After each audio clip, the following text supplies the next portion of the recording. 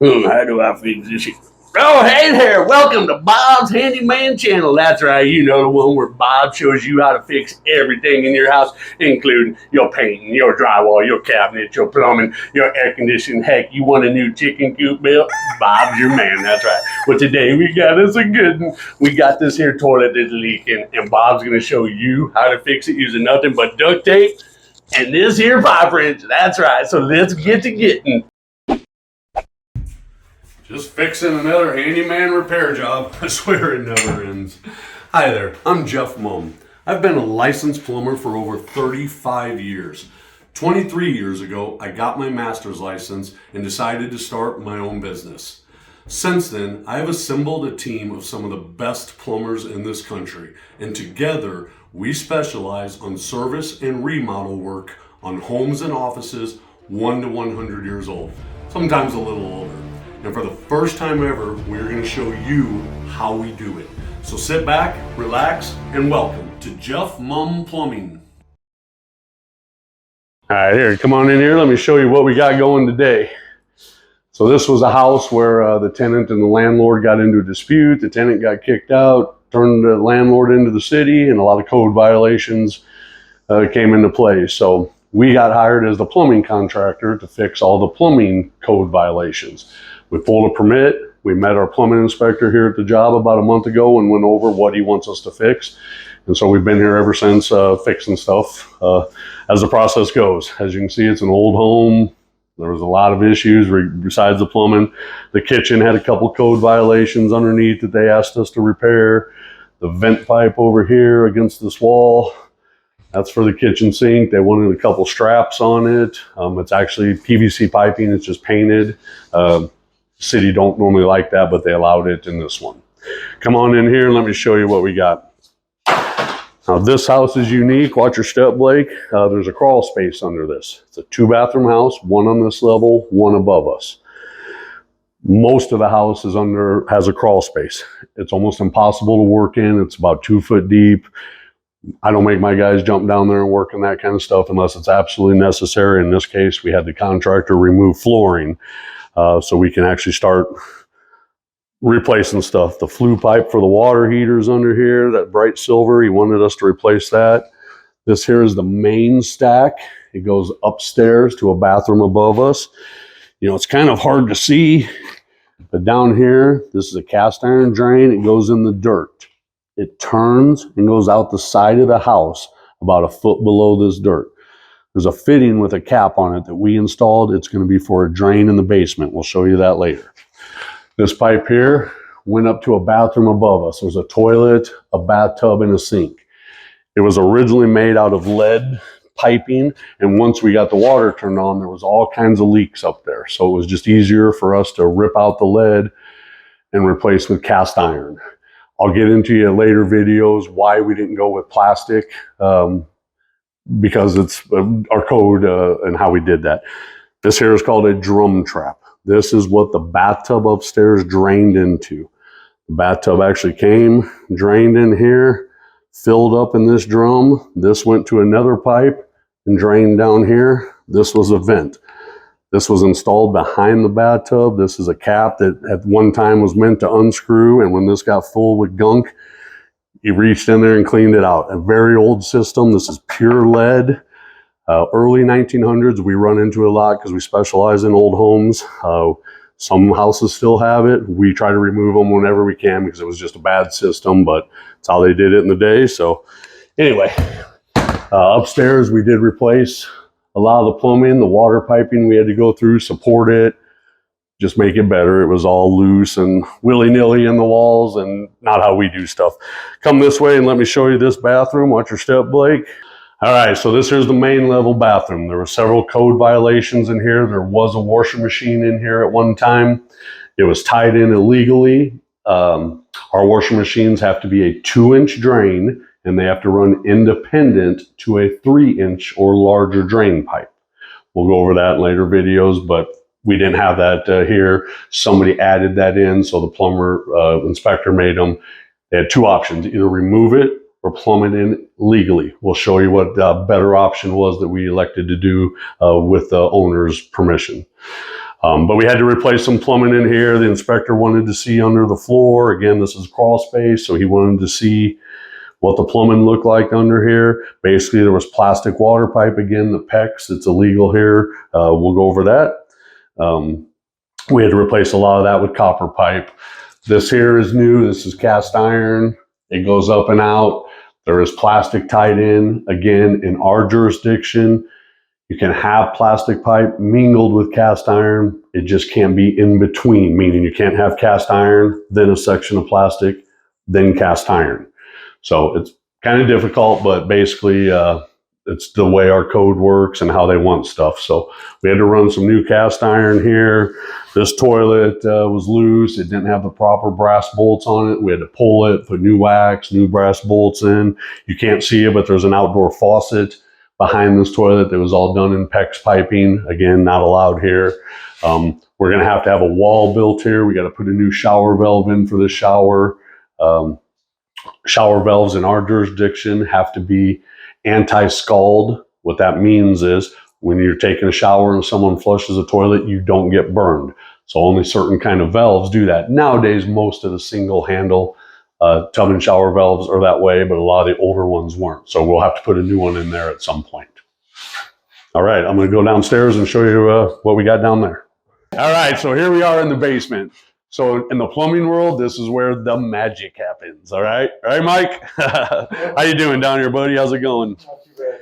Okay, so in this house here, a normal house, the sewer goes out under the basement floor. Not all houses, but in most cases.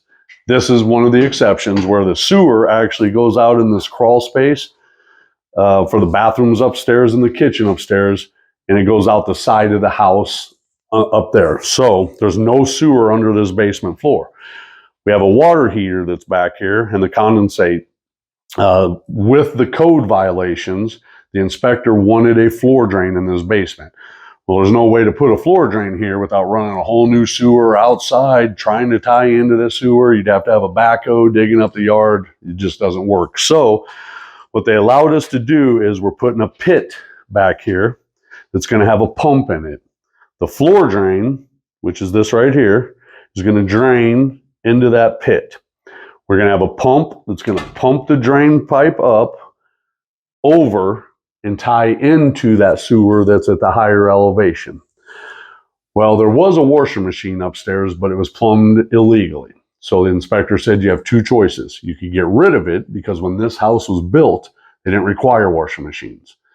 Or if you want to put a washer machine somewhere else, you got to figure something out. We talked to the inspector. The inspector is letting us actually put the washer machine here in the basement and also tie it into the pump. So this white pipe is going to be the washer machine drain. What are those? It's eventually going to come up. There's going to be a washer machine here where Mike is, and we'll show you that plumbing later on when it's done. We got to get some water pipes down here and whatnot. But anyway, that's just what we kind of wanted to show you here. So the guys did a good job plasticking off the water heater and the furnace since we were down here jackhammering.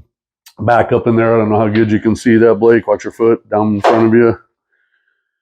That's the crawl space area back in there where when we were upstairs, we were looking down into. So eventually, Mike, you're going to have a drain coming up out of this pump, going in and tying into that cast iron drain through the floor upstairs, right? Is that the plan?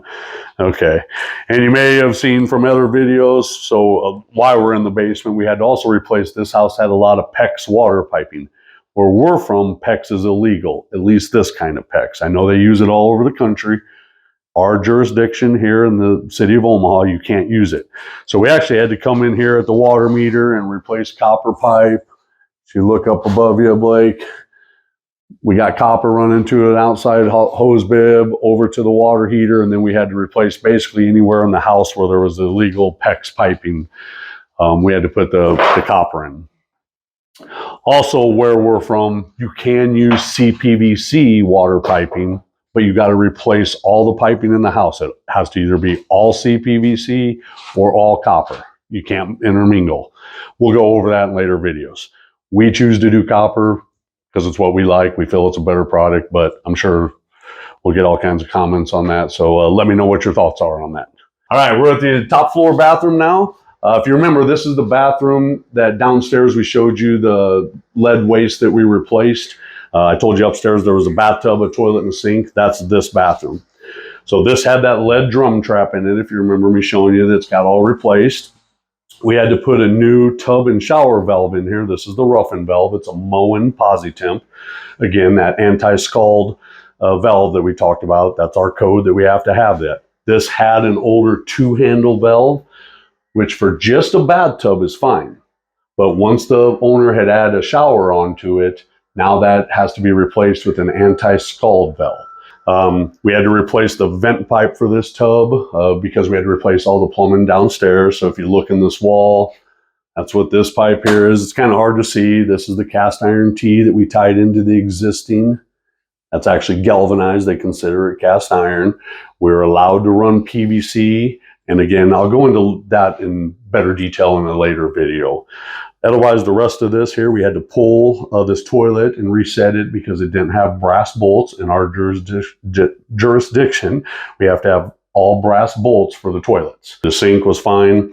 Again, if this was a new structure, they wouldn't allow this because this toilet is too close to the sink, too close to the wall. But in an old home, the inspector said, hey, as long as you're not reframing and gutting this bathroom, we'll let you keep that the way it was, but they wanted the plumbing and the walls done correctly. So that was about it that had to happen in this bathroom. All right, so it's been a couple days since we've been at this house. We just got done meeting with our plumbing inspector this morning. He signed off on everything. We got our passing permit. So basically this is an inspection for what we call the rough-in, which is the ground plumbing down here, which you've seen on the last video. And then what we call here the top out, which is the waste, the vent that's above the floor, the water piping. So they're technically two different inspections. We got them both at once. Everything passed. So what you've seen before is we had the groundwork plumbing down here. We added a floor drain and plumbing for a washer machine, which our inspector made us put a floor drain down here because we have a water heater. And the washer machine was something that the customer wanted to add in the basement, and this was just the only way to do it. If you remember, our sewer goes out above the elevation. There's no sewer below ground. So we had to run our drains into this pit back here. There's a pump in there. That pump then will take the water from the floor drain, from the washer, pump it up this white pipe here, goes all the way up, goes in and ties in to the existing sewer line that's in the house. We'll show you that when we go upstairs. So we have a check or a gate valve that by our code is required, and we have a check valve down here, which is also required.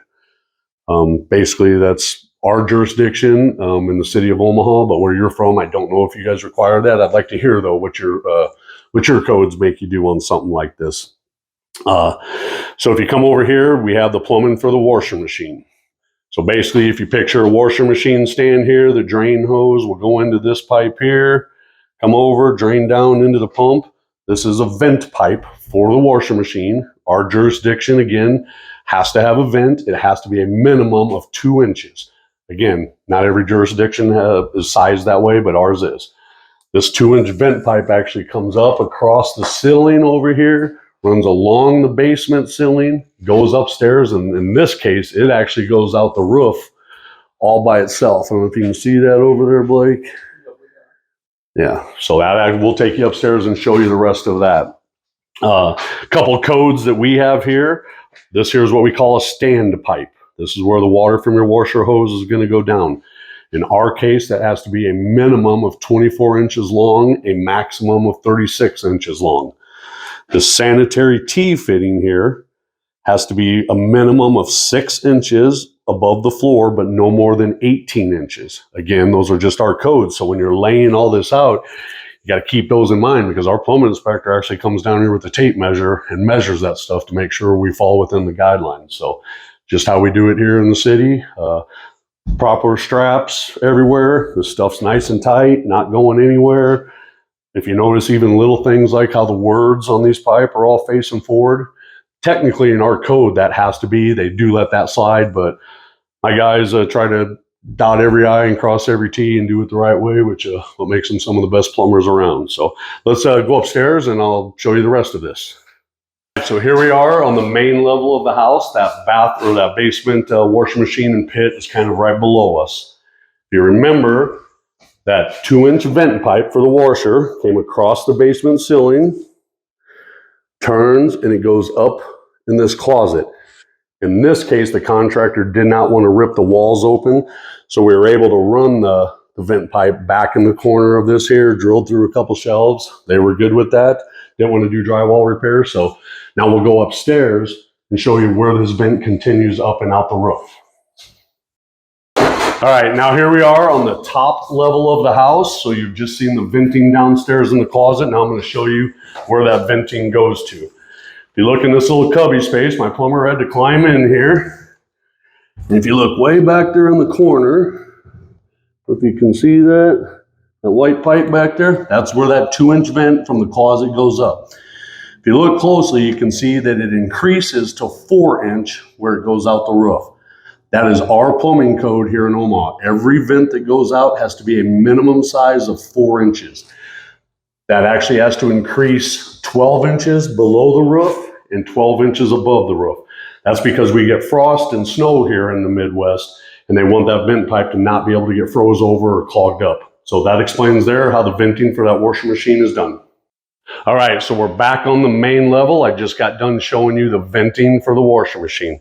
Now I'm going to show you where that sump pump drain line goes to. It left the pit down in the basement, had the check valve and the gate valve, and it went into the crawl space. So if you look down here now, you can't see it all, but this is that same drain line. It goes under the crawl space, and that basement area that was open is down there. So this comes over and it ties back in to the main waste stack. This is the 4-inch cast iron waste stack that goes to the bathroom upstairs, which you've seen in other videos. So my plumber had to use these transition fittings. We had to put in a cast iron T fitting because we tied into cast iron, but they allowed us to run the drain pump and everything else in PVC. Again, that's part of our jurisdiction. Other jurisdictions may be different. That's how we have to do it here. And then as you see, we got our passing yellow sticker from our inspector. That's just saying that the top out has been approved and they're good to now come in, repair the floors, drywall, do whatever other work the contractor needs to do. Now let's go in the bathroom here and I'll show you what's going on with that. This was the only other thing that we had to finish up in this bathroom. Again, you've seen this in the first video. But since then, what we did is we had the contractor come in and build this 2x4 wall here, and we installed a shower valve. Let me get out of your way, Blake. We installed a shower valve here that has to be an anti-scald shower valve so that if someone's in there using the shower, they flush the toilet, they don't get scalded with hot water. Again, that's in our jurisdiction. Before, the old valve was just hooked onto this plastic shower. There was no support, nothing. We made them actually frame up a wall here that they'll eventually come in and drywall and cover up, and that's it for the top out. So now the last part of this project will be when we come back after they've got drywall done, tile done, everything they need to do. We just got to put on the tub and shower trim upstairs and maybe replace a faucet or two if the contractor wants to. Otherwise, this job's a wrap for us. All right, well, thanks for watching that video. I hope you really enjoyed it. I wish I would have had some better footage of the code violations before we made the repairs. Unfortunately, we didn't have a YouTube channel at that time, so it is what it is. If you do have any questions about the repairs we made, how we did it, feel free to put them in the comments below. And as always, don't forget to hit that like and subscribe button. Till then, we'll see you on the next one.